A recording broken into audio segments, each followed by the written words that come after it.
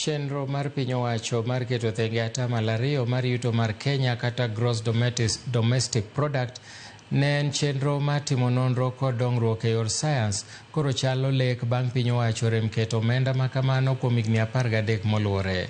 Kokalo kuom chik marango weche mag sayans kod lony manyasani, od bura mamalo nomiyo duol marango weche mag omenda mag timo nonro mondo mi one ni ochiwo omenda maromo tayo chenrogo mag timo nonro. Piny owacho oserem chopo singo mar chwalo omenda go bang' keto omenda maromo Sh343 kar keto Sh200 manowinjore ochwal.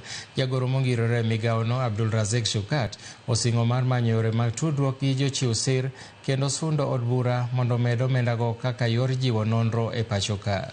Technology and innovation is concerned, how can we be able to leapfrog?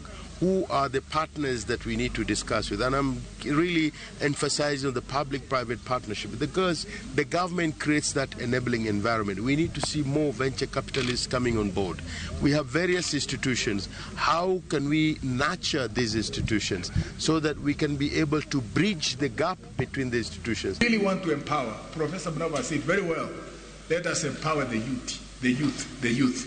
Nobody, wherever you will be, can come from anywhere and support you in research, particularly high-tech research. Localized wanile dogo wanaweza kuja wakasupport, lakini hata mimi nikiwa na kitu changu kizuri, hamna hata kidogo where I can come, give you money to support and outcome or outdo myself. That is where we have a data center that is already supporting over 70